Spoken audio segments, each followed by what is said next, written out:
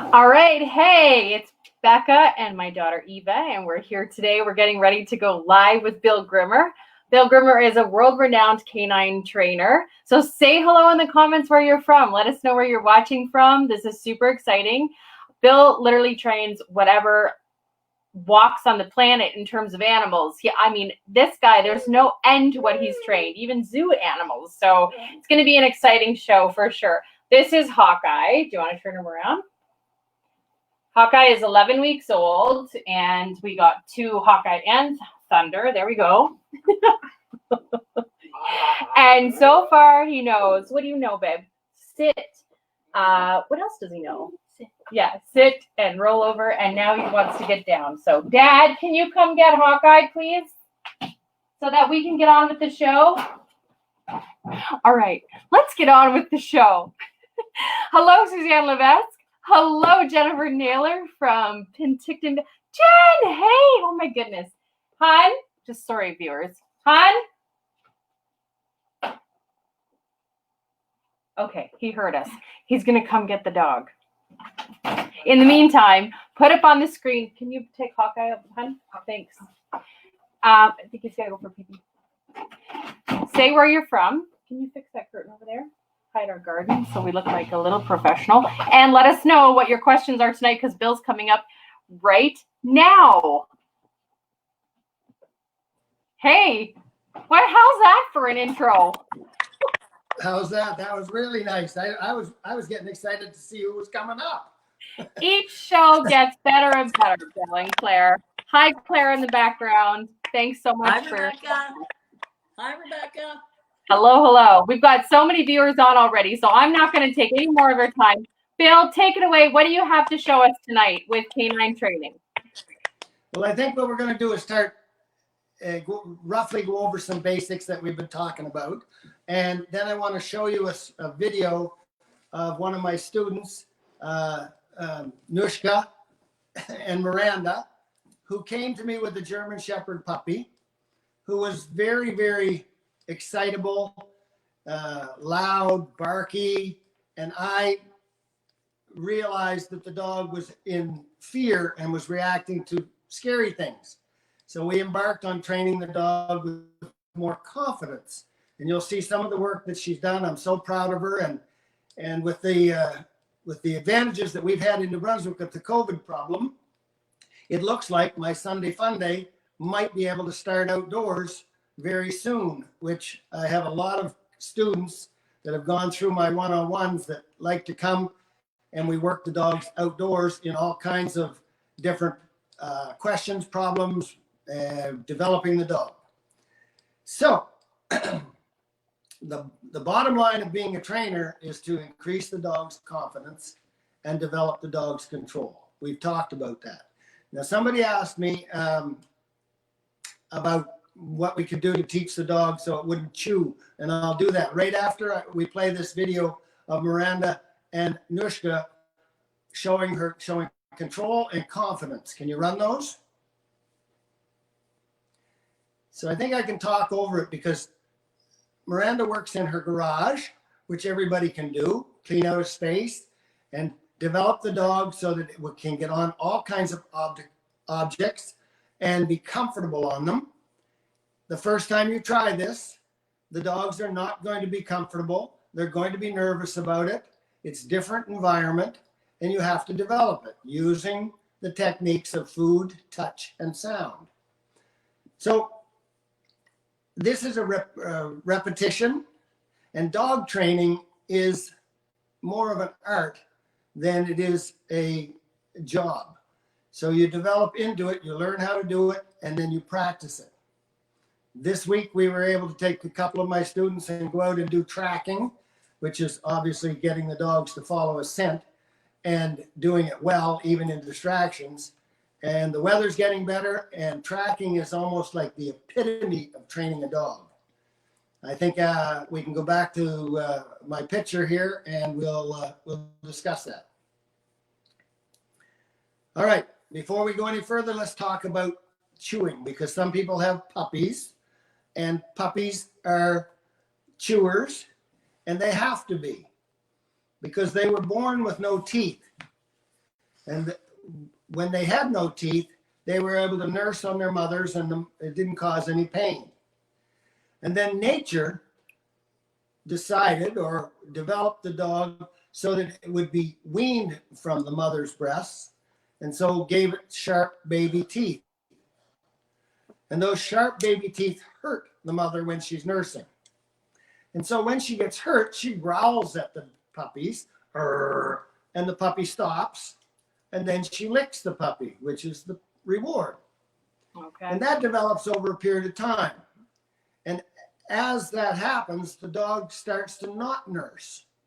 And as gross as this may sound, the dogs in the wild and the canines in the wild the mothers learn to vomit up half-digested food, warm and half-digested, so that the puppies now have soft food because they're losing their teeth.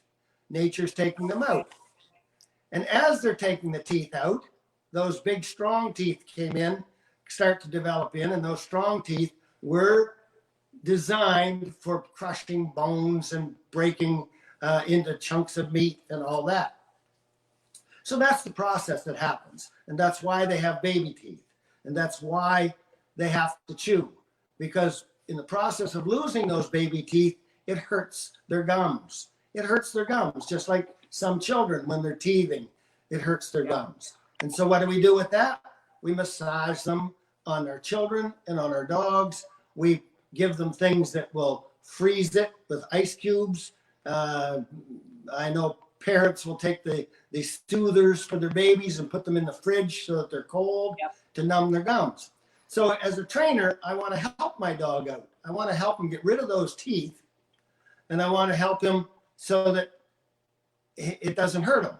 And if you look at the gum lines and see the teeth, you'll see the red gums because it's hurting them. Ergo, this is why I like baby carrots for a treat, because I freeze them, I put them in the freezer, and I let the dog chew on them. They're cold, they numb the gums, they crunch up, they don't spill water all over the place, and the dog gets to get rid of his teeth.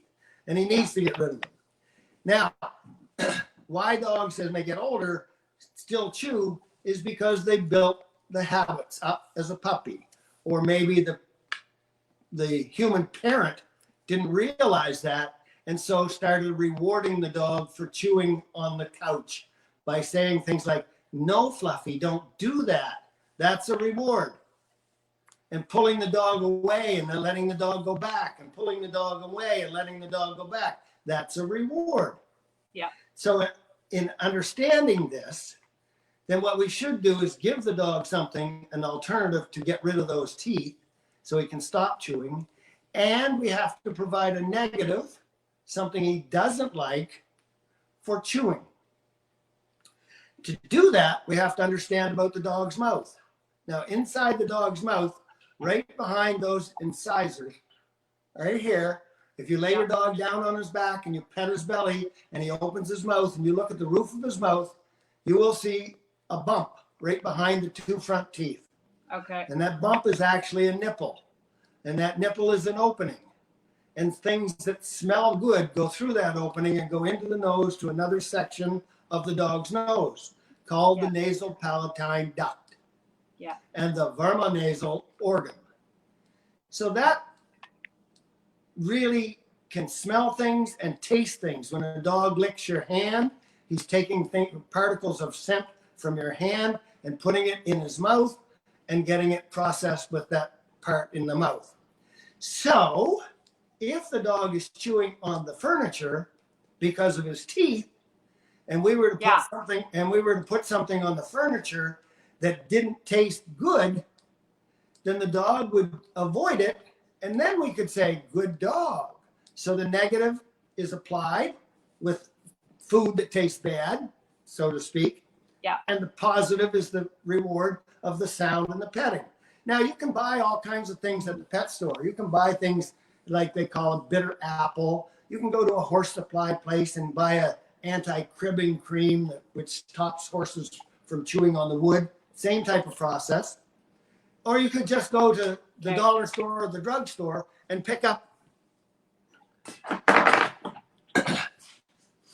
bottle of Vicks Vapor Rub or that type of thing.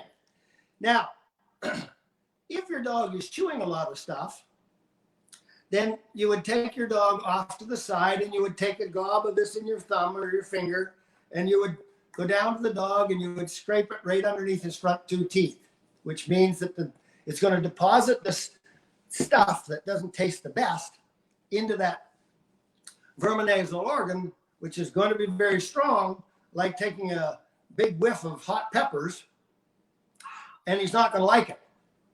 Now, if you take your hand now that you've put that on and go and wipe your hand onto the corner of the table or on your shoe or on your whatever the dog is chewing, the smell is there.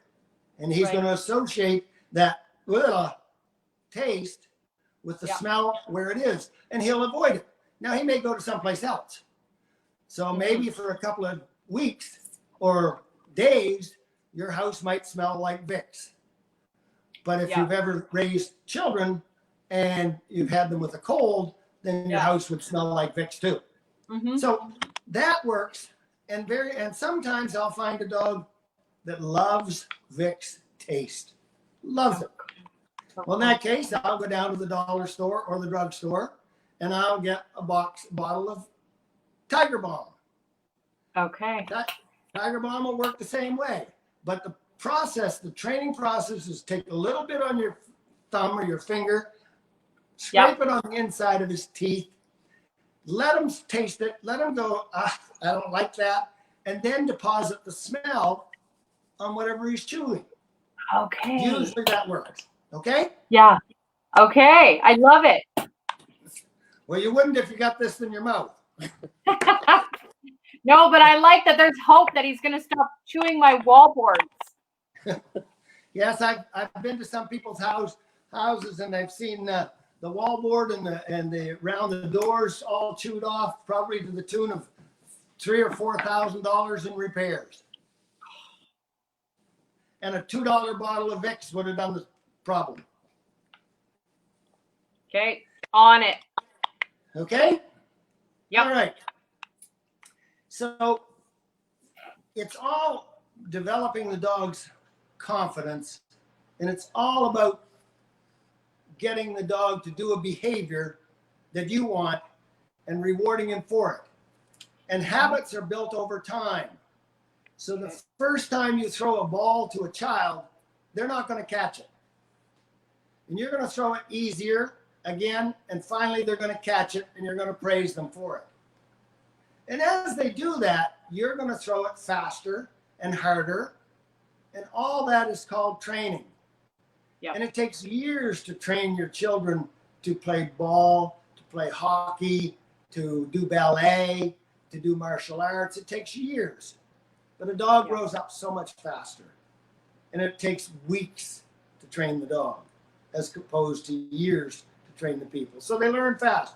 But a trainer has to have patience to do it over and over and over and over and remember what the negatives and positives are. So if I'm training, I do this. Okay. I create the behavior that I want. Yep. I identify it with a word, and then I reward it. When I create the behavior, it is with something negative, something the dog does not like. And that could be a treat that I don't let the dog get. So you may think that it's positive, but it's negative because the dog wants it and can't get it. So if I take this dog and we start to look at 3 subjects and we call it place, which I wrote an article called The Power of Place. And the more you can get your dog to go in a place that you designate, the more confident the dog becomes, because you as a trainer find more and more unconventional places to call place. And when you do that, you start to build the dog's confidence up. So you have to create it with something negative.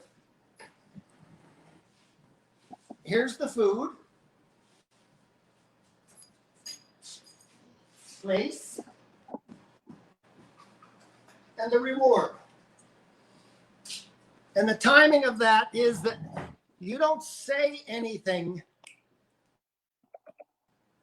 You do not say anything to tell the dog to do it. You create it and put the word in afterwards. You can't say place when he doesn't know what it is. You can't say heel when he doesn't know what it is. And you can't say down when they don't know what it is. You must create it. You must identify it. And then you must reward it. And over time, that will become habit. So if I use a negative of food again, and I hold it away, I can now make the dog come towards it. This is the part it doesn't like. Place, and hold it away again. Pretty, pretty. Good dog. Okay? So you're adding more complexity to the exercise, but you're giving the words after they're done to teach the dog what it is. So, again, you create what you want, you identify it with a word, whatever word you want, and then you reward it with either food, touch, or sound. And food is the reward if they're hungry. It is not a reward if they're not hungry. It has to have a value to it. Touch is a reward if they want touch. It's not a reward if they're always being touched. And touch is a reward if it's staccato, if it's petting, if it's rubbing, if it's slapping, if it's playing with the dog. That's touch reward. Touch is negative when it's steady and not moving. So sound is positive when it can hear it in my voice, in its ears, and I can say good dog, bad dog, nice dog. It doesn't matter as long as I'm saying sound, and that's a positive. What is negative is when the sound stops. That's what makes it uncomfortable. So knowing those three things, that I cannot give the dog food if I'm not talking, and I cannot hold the food away from the dog if I am talking. So put it all together.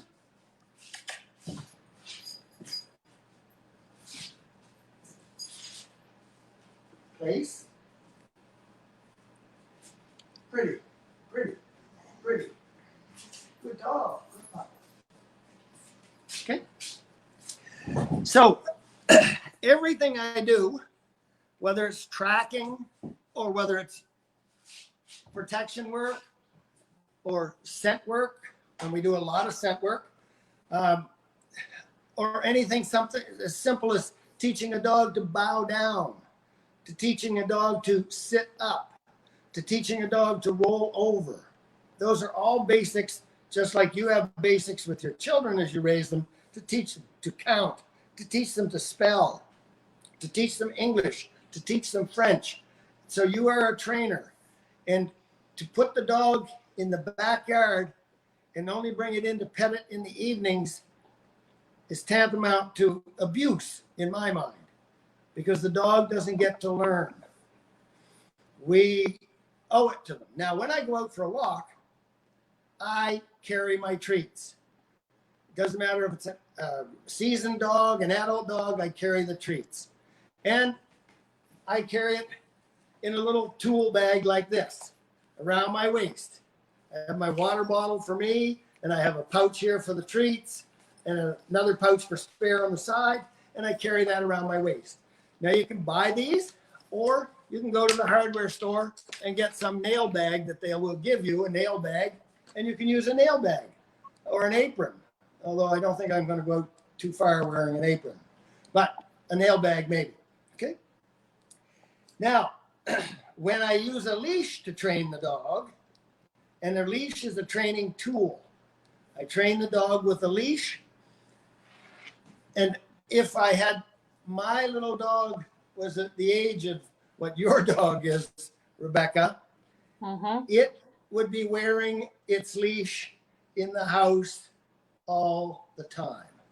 All the time. It would drag it around the house. And if it got caught up, I would go and release it from it and help it out, but it would drag it around the house. And if it Yep. was chewing on the leash, I would take some Vicks Vapor Rub on the teeth and then put some on the leash. Put it on. Right? Yep. And pretty soon the dog would not even notice this and be dragged around. This tool provides a negative so that you can create a behavior and then it can make it into a positive. So if I wanted to use the tool and hook the leash on the dog, and if I pull on the leash, it will cause a negative on the dog's throat because of the chain or the collar. And the dog will move away from the negative and do the behavior I want. Sit, sit, sit, sit. And then if I turn it around and put the clip underneath his neck and I push down on it, it will put a negative on the back of the neck. And I will create a behavior.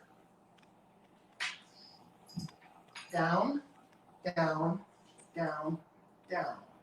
And I will pull back up and swing it around and put the negative on the throat. Sit, sit, sit, sit. Okay, so I'm using touch to train my behaviors. I'm using food to train my behaviors. And obviously I can use a combination of food and touch. I can put the leash on, use the negative of the touch by pushing down, and rewarding it with food. Or I can reward it with food and touch. Those combinations of food, touch, and sound used properly and understood properly give you almost 60 different ways to reward your dog. And I won't go through the mathematics of it because that's not my forte. Okay. Now, when I take the dog out, there's two things I want the dog to do. I want him to heel, and everybody does that. They want the dog to walk beside them. And two, sometimes if they're in the field, they want the dog to run loose, but to come back when you say come. Habits are built over time. Time in a dog's life is shorter than time in our life. Our job is to make the dog comfortable and teach him things. A dog has to be healthy. We have to make sure that they have proper veterinary care. We have to make sure they have the proper nutrition, because a hungry dog, an unhealthy dog, can't be trained, not easily. So when I go outside in a field, I take that leash off that I showed you for in the house, and I put on the outdoor leash, which happens to be about 20 feet long. And I go to a big field, and I clip this on the dog, and I let him go run. But I only let him run to 18 feet. And when he gets to 18 feet, I step on the leash. I don't have it in my hand. I step on it. And when I step on it, then I pick it up, and I don't say anything, but I pull the dog back to me like this, which is providing a negative on the back of the dog's neck. And when the dog gets in front of me, I stop pulling and I say, come. And I give the dog a treat from my bag. And I pet the dog on his head.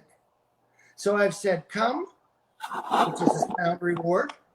I've given him a treat, which is a food reward. And I've petted him, which is a touch reward. And then I let him go again. And he runs out, chasing a bird, doing whatever. And it's a 20-foot line. And when he gets to 18 feet, I step on it. And I pull him back, all the way back, right up to me. And then I stop pulling and I say, come. I have to identify what I have created. It's useless for me to say come when he's out there looking at a woodpecker. Right. because he's going to learn that a woodpecker is called a come Right. because he doesn't know what it is. Right. It's useless for me to say come when he's out there looking at another dog because he might think that's the name of the other dog, come. Yep. So we need to be able to make it clear to the dog what the word is that we've done. And I'm often with my students correcting that. Yep. Often. Even the ones Yep. that have been with me 2 or 3 years, I'm correcting that. So there's 3 behaviors that I want to do here. And one is place, which you saw on the video, where Miranda was doing place on all kinds of things in the back in her garage. And I would challenge everybody that's watching to find the weirdest place that you can send your dog to and send me a video of it, because that's really what happens is when you say, look how good my dog is, he'll go place on top of the freezer. He'll go place on top of the 4x4 out in the yard when it's running. Place is a challenge. The other one is center, where I want the dog to go to my center.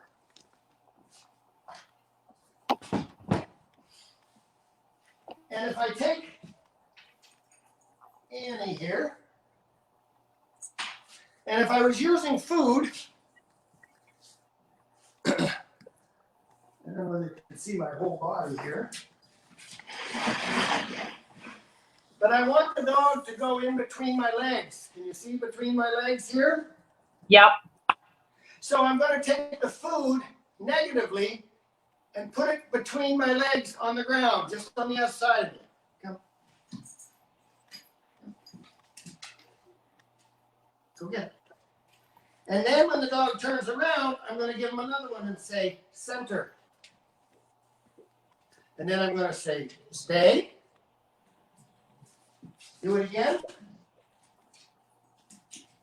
Center. And I want the dog to learn to be in the center of my legs when I call them to come center. We've already trained the word come, and now when the dog sits in front of me, turns around and goes to center. Even if I walk now, the dog goes to center.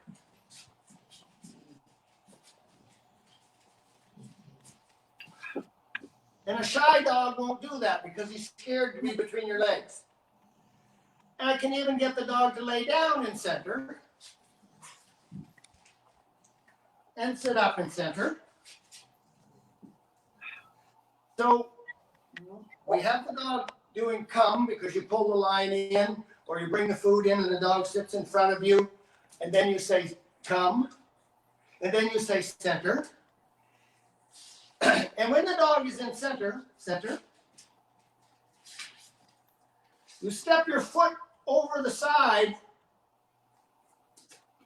heel.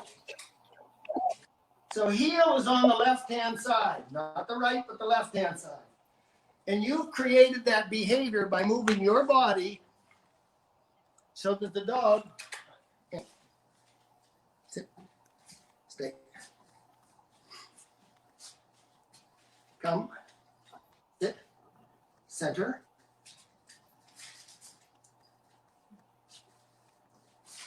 heel. Okay. So I'm putting names or identifying what the dog did. It came to me, I called it come. It went between my legs, I called it center. When I step over the dog so the dog is on my left, I call that heel. The dog will learn to do that in 10 days. And I don't care how old the dog is, in 10 days. Now, the dog won't do that when you're outdoors and there's all kinds of people around, or if there's trucks going up and down the road. You need the time to train the dog by itself. And then when the dog has the confidence and knowledge to do that, then you start to add in the distractors, which is another lesson at another time. Okay? So watch how I teach the dog to heel onto a plate. Okay? So I buy something that I can identify with the dog, because we have to be able to identify this with the dog. And this is just a bowl, a feed bowl that you buy at the feed store. And all I want to do is teach the dog to put 2 feet on this. This is not placed. Placed. 4 feet up there is placed. 2 feet on this is called heel. So we teach the dog that that's heel. Not only is beside me heel, but so is 2 feet on this. Heel. So I've put the dog's 2 feet on there by using the leash or by using the food, and I call it heel. Now I make sure that I stand on the right side of the dog to call it heel. Heel. I don't say the word heel here. I only say the word heel here on the left-hand side. Now I push the dog with my body, but the feet stay on the dish. Heel, heel. And when that process is done, that takes about 10 days, I start pulling the dog with my body, but with an invisible pull.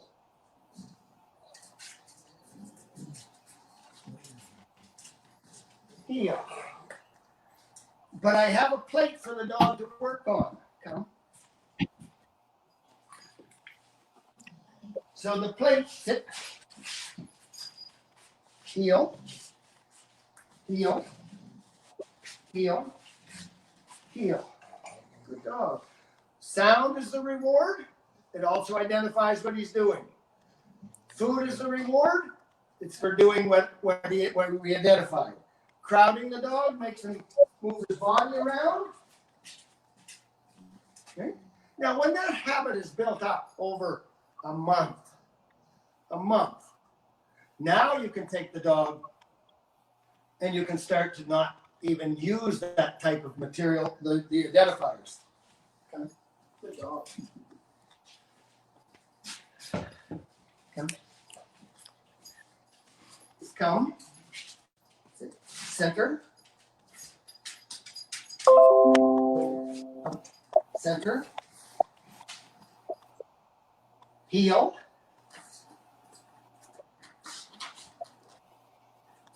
Heel. Heel.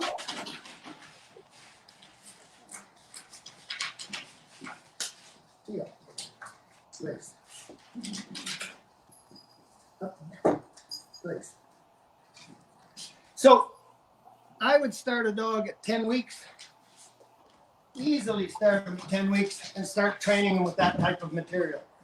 Those things build up his confidence. You have to do this at home. You have to do this in the comfort of your garage, your living room, before you can ever think that you can do it outside.